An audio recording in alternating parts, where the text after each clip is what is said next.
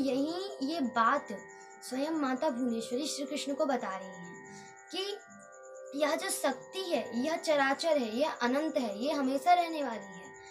क्योंकि शक्ति रहेगी तभी तो हम कुछ बोल सकते हैं। जैसे हमने कहा नेत्र हो और नेत्र की देखने की शक्ति चली जाए तो इस घर के रहने का कोई मतलब नहीं, या जो घर रूपी हमारा नेत्र है इसके फिर रहने का कोई मतलब नहीं। जब इसमें शक्ति ही नहीं रहेगी तो इसके रहने का कोई मतलब ही नहीं। ठीक उसी प्रकार अब भगवान ने हमें मुंह तो दिया है परंतु उस मुंह से हम कुछ बोल ही नहीं सकते, अर्थात हम बधिर हो जाएं, हम कुछ बोल ही ना पाए, तो फिर इस मुख के रहने का भी क्या तात्पर्य है, कोई मतलब ही नहीं। तो ठीक उसी प्रकार है ब्रह्मा विष्णु महेश। अदा कि श्रीमद् भागवत के महात्म्य बताते वक्त मैंने बताया था कि अगर हमें अपने इष्ट देव या देवी की शक्तियाँ बढ़ानी हो तो हम अपने जो माता भुवनेश्वरी हैं उनकी उपासना करके उनकी शक्ति बढ़ा सकते हैं। श्रीमद् भागवत ने यहाँ तक भी लिखा है कि अगर हमें अपने इष्ट या कोई वैष्णव हो या कोई गणेश जी की पूजा कर रहा हो या कोई ब्रह्मा की पूजा कर रहा हो, फिलहाल ब्रह्मा जी की पूजा तो केवल पुष्कर में ही होती है, ब्रह्मा जी की पूजा कर रहा हो, विष्णु जी की पूजा कर रहा हो, इत्यादि किसी की भी पूजा कर रहा हो, अगर उनको अपनी इष्ट की शक्ति बढ़ानी है, अगर अपनी इष्ट की शक्ति बढ़ानी हो तो उसके लिए भी देवी पूजा का विधान किया गया है। अगर इष्ट की शक्ति बढ़ानी है तो उसके लिए भी देवी पूजा विधान है। क्यों? क्योंकि यह बात सत्य है कि जब भगवान के पास में शक्ति रहेगी तभी तो वो वरदान दे सकेंगे। इसलिए श्रीमद् भागवत में है कि अगर किसी को अपनी इष्ट की शक्ति बढ़ानी हो तो वह श्रीमद् भागवत का पाठन करे, जिसके पाठन से उसकी इष्ट की भी शक्ति बढ़ेगी। और कब बढ़ेगी? जब नवरात्र आए, स्पेशली जब नवरात्र आता है तो नवरात्र के समय हमें श्रीमद् भागवत का पाठ करना चाहिए, या फिर श्री दुर्गा सप्तशती का भी पाठ होता है तो या तो दुर्गा सप्तशती का पाठ कर लें, ताकि ब्राह्मण जिनसे करवाना चाहिए, परंतु हो सके तो अपने मुख से करे, वो भी अपने इष्ट के लिए। तो इष्ट क्या होगा? इससे आपकी इष्ट की शक्ति भी बढ़ेगी और आपके इष्ट भी आपके ऊपर प्रसन्न होंगे।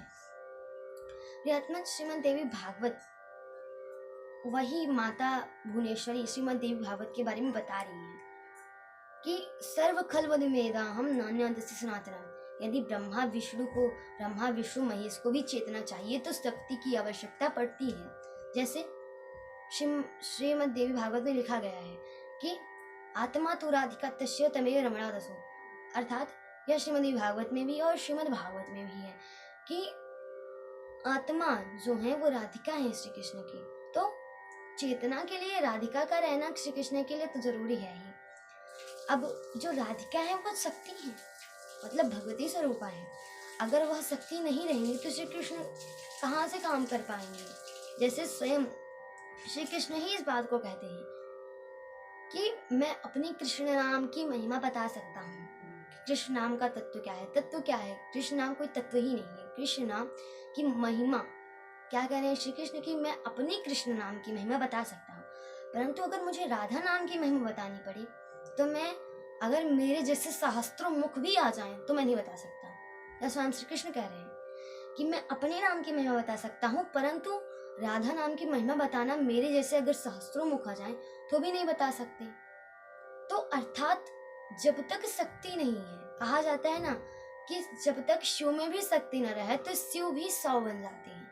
तो इसीलिए यह जो शक्ति है वही स्वयं भुवनेश्वरी है और भुवनेश्वरी ही राधिका है। अब स्वयं राधिका स्वयं भुवनेश्वरी ही बता रही है श्री कृष्ण से कि मैं कौन हूँ। सर्व खलु निदयहम नान्यदस्य सनातनम, अर्थात यह जो पूरे ब्रह्मांड में यह जो चराचर कोई भी व्यक्ति हो उसके अंदर शक्ति का होना अनिवार्य है। अगर वह शक्ति अदृश्य हो जाए, दिखाई ही ना दे, दिखाई क्या, अगर उससे हम कर्म ही ना कर पाए तो हमारे रहने का तात्पर्य क्या है रहेगा? कहते हैं ना किसी भी कार्य को करने के लिए कर्म बहुत आवश्यक होता है। तो जब आप कर्म ही नहीं करोगे तो आप उस कार्य की सिद्धि कैसे कर सकोगे? आप उसको सफल कैसे कर सकोगे? तो कार्य की सिद्धि के लिए कर्म करना भी तो आवश्यक होता है। तो वह जो कर्म है वही राधिका है।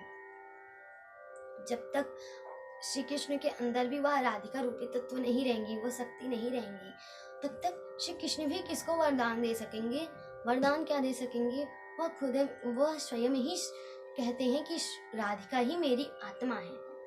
तो इसीलिए सर्व खल्वदिमेदाहम, अगर इस मंत्र का अर्थ देखा जाए तो इस मंत्र ना तो केवल मात्र आधा मंत्र है, परंतु इस आधे मंत्र में पूरा श्रीमद् देवी भागवत ही है।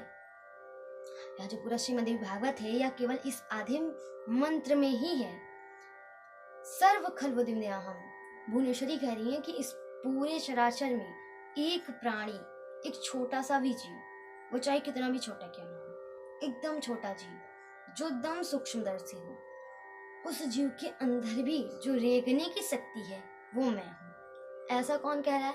स्वयं भुवनेश्वरी श्री कृष्ण से कह रही है कि सर्व खल्वदिमेदाहम, सर्व खल्वदिमेदाहम नान्यदस्ति सनातनम। अर्थात इस एक छोटी सी भी छोटे जो एकदम सूक्ष्मदर्शी हो उस जीव में भी मैं ही शक्ति रूप में हूँ, और एकदम बड़ा पहलवान हूँ उसके अंदर भी शक्ति रूप में मैं हूँ।